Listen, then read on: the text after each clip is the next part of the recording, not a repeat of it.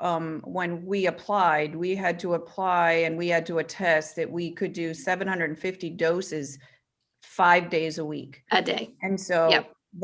that was a huge commitment. And although we might only get a couple hundred doses to start.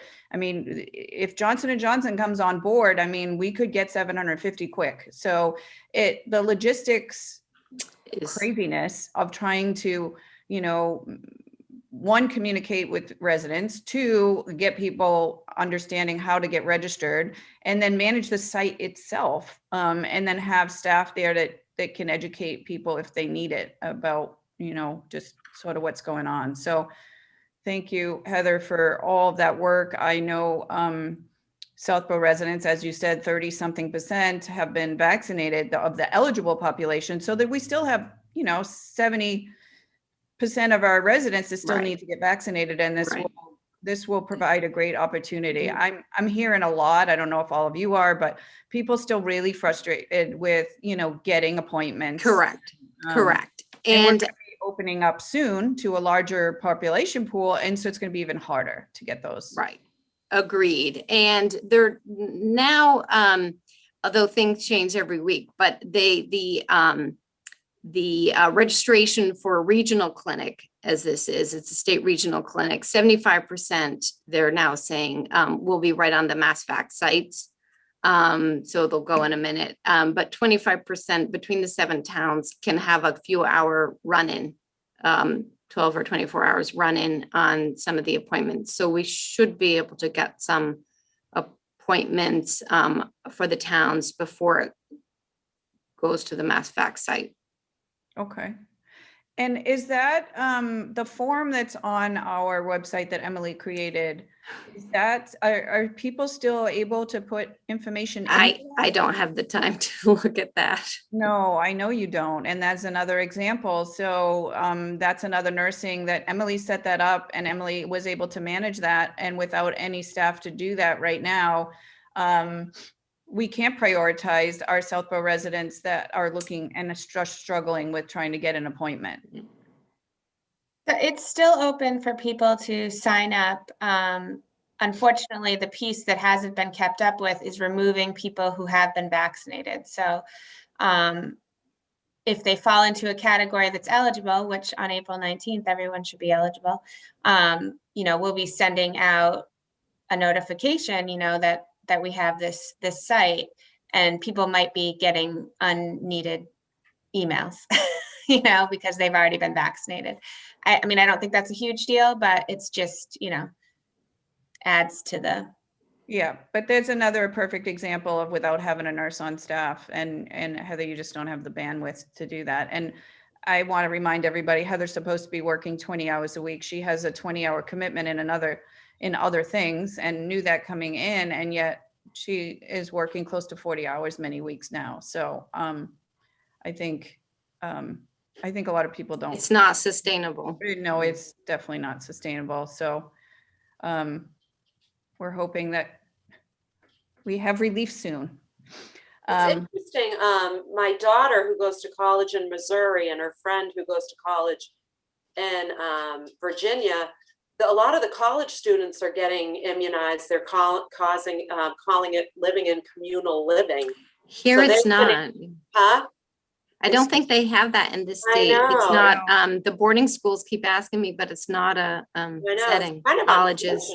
It's the unfortunate part, Nancy, is that it's state to state, and state to state is making, the rules. I mean, as you probably saw in the news, I think there's 13 states now that are open to all residents in that state that are eligible. And so it's very different state to state. Dan, when you go to the college kids spread it like crazy. So you think you'd want them to be, eligible. I mean, the good news is that Massachusetts residents seem interested because the appointments are so hard to get. Some of these other states, everyone's eligible, and apparently some people can get an appointment a few days later. So their folks aren't. Oh, I see. But less people are probably taking advantage of it. I think so. Yeah, I think potentially less percentage are taking advantage that we'll hear. I'm hoping so. Well, that's going to be our issue later in the year, is that educating people that have vaccine hesitancy. That's Yep. going to be a huge push at that, once we've exhausted all the people that have been begging for appointments. Right. Just don't offer them a Krispy Kreme donut because that didn't go over well. I don't know if you saw the news. Yeah. How about a coffee? I mean, I know. No, you're right, Emily. And there's still, I encounter, I'm sure you guys do too, a lot of misinformation still and misunderstandings about a lot of Communication, things. social So, media, yeah. yeah, our communication needs to get much better, and we need to get a lot more out to our residents for sure. And that's part of our plan. Heather, do you 100 million people have received at least one dose. I saw on the CDC yeah, graphic this morning. yeah, So that's great.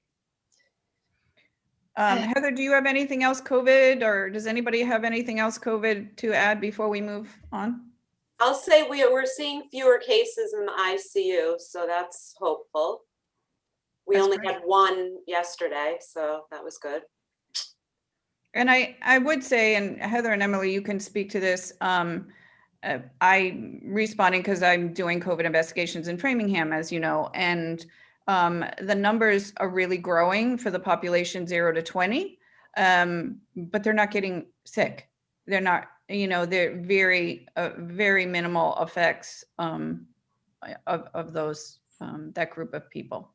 Some of them don't even realize they have it. They got tested because they're pool testing at school, or they're testing in a sporting event, and that's how they're finding the positive cases.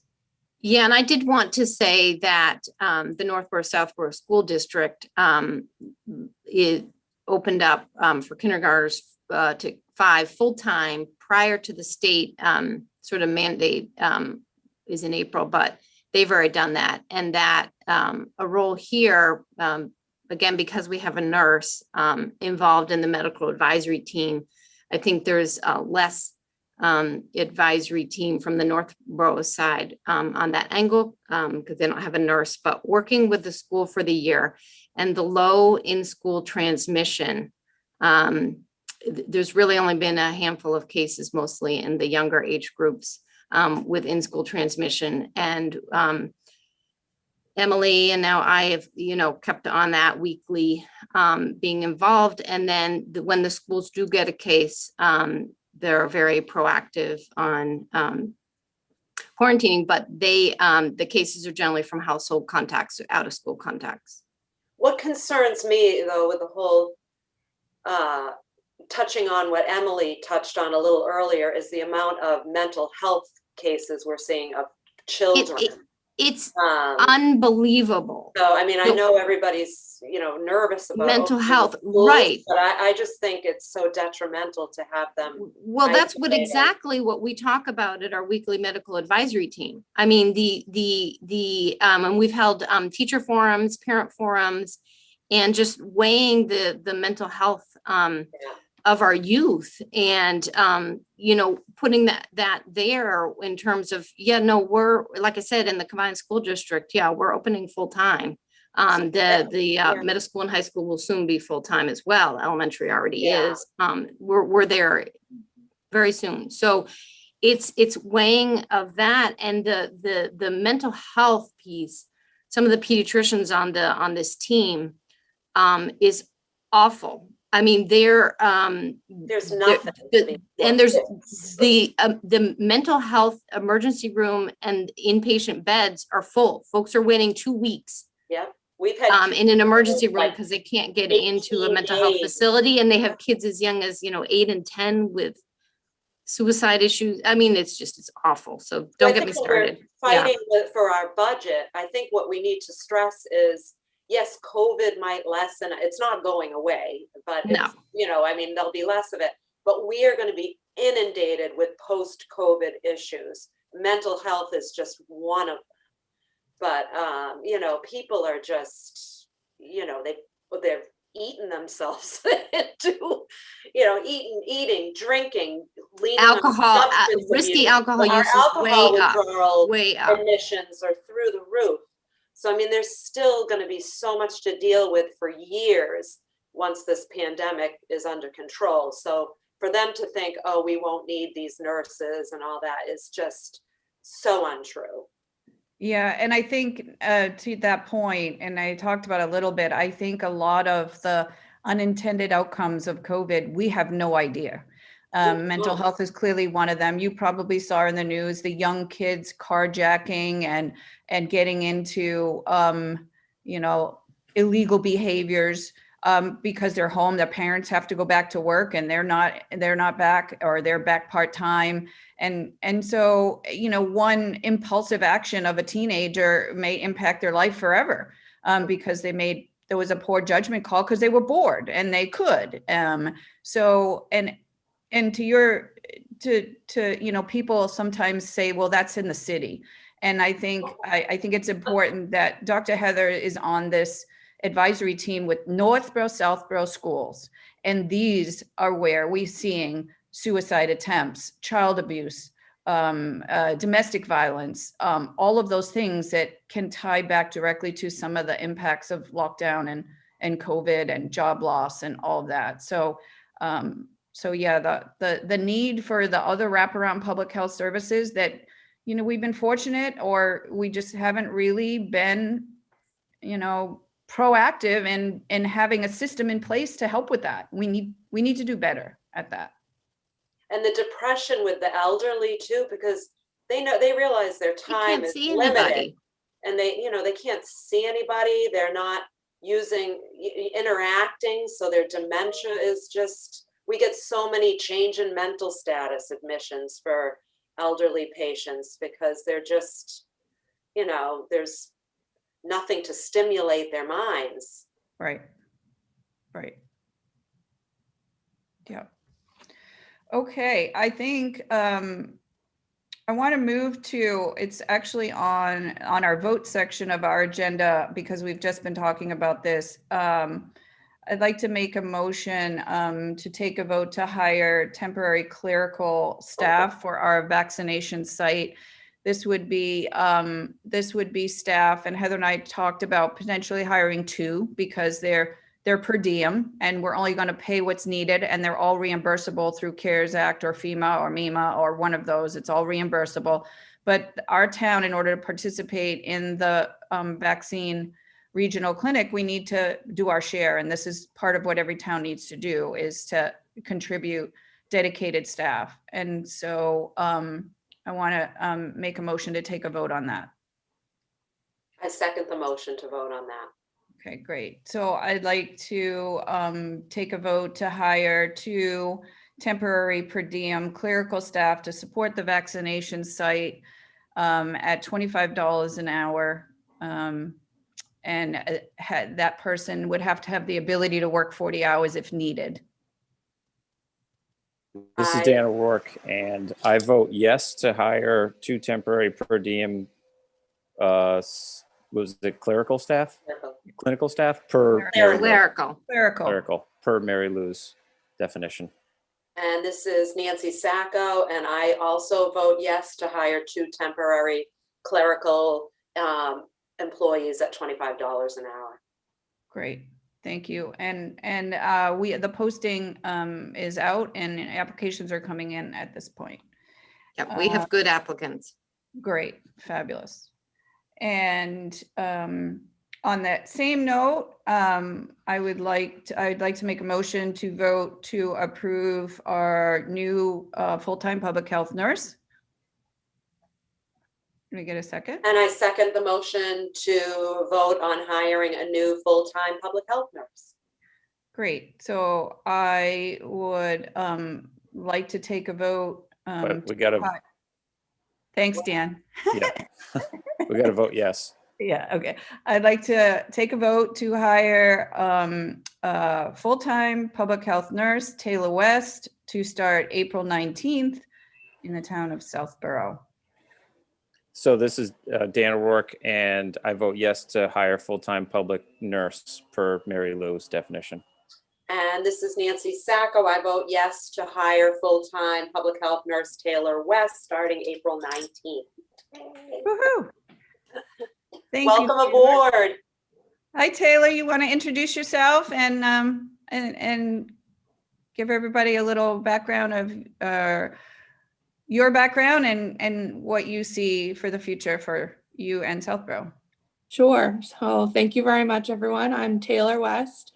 I have been a nurse for almost 9 years now. I started my career at Tufts Medical Center working on labor and delivery, and have since also taken a per diem job at St. Mark's School, being a school nurse there as well. I am really looking forward to a new opportunity, and I'm looking forward to getting to know all of you and getting to know more about public health nursing, as this is, like I said, a new career change for me. And I, like Emily touched upon a little bit, I'm looking forward to like helping bring the town onto social media and being able to educate everyone on like a broader spectrum. So thank you. And Taylor is a Southborough resident. Yes, I am. Grew up in Marlboro, right?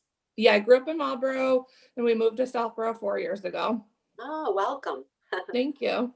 Yes, it's great to have a Southborough resident there. And so Taylor's will be contracted through December 31st because advisory gave us sort of recommendation to only go through December 31st because we have CARES Act reimbursement. So therefore, for Taylor to stay on, we would need to get town meeting approval for that full-time position at town meeting, so that it would be approved through July 31st. July 1st on.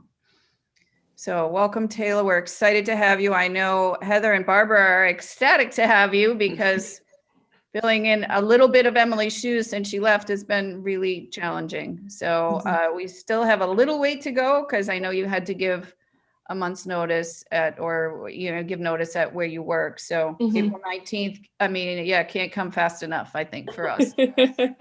Thank you very much. Thank you. Back to the beginning of our votes. We need to vote to approve the minutes of February 19th. Has Nancy, you and Dan got a chance to review the minutes? Yes, yep. Yep, I wasn't Yeah. at that meeting, so. Oh, right. Okay. So I vote to approve the minutes of February 19th meeting. And this is Nancy Sacco. I vote to approve the meeting minutes from February 19th. Great. Thanks. And then the next vote we have on our agenda is a vote for the tobacco inspector. But Heather, can you give a little bit of background of what that is and sort of the work that's being done around tobacco? Again, with COVID, I'm not quite on top of this, but right, there's a Metro West working through a few towns, and Olivia Dufour, I believe, is out of Framingham, and they provide inspectional services, and and compliance checks, and those haven't really been happening partially due to COVID. And we really need that for we do have obviously retailers in town. So there's Olivia Dufour, and then she has an inspector. I think it's okay if we don't have the exact name, I can look it up, but it's, I think maybe Robert Goodwin III, but she has an inspector who will come and check both for inspect and sort of for compliance. So this is, if you guys all remember, we're part of that tobacco coalition of towns to work on tobacco and hopefully expand into vaping issues, because we know that that's as much, but it's all based on, the grant funding and the grant requirements. And so being part of that regional grant, we have the ability to have compliance checks and just overall licensing checks to see if they have proper signage up, to see if they're selling to minors. They hire somebody to go in and that's underage and try to purchase tobacco products. And then we get those reports back. And if there's any problems, then it falls on the Board of Health. If you remember, we've had a few issues we've had to deal with, whether it's educating the tobacco license seller or getting better signage. So the grant helps us with the compliance checks, but there's still a lot of work that goes around that when it affects one of the towns that, has an issue. So we need to take a vote. This is Mary Lou Woodford. I want to take a vote to approve the tobacco inspector through the Tobacco Coalition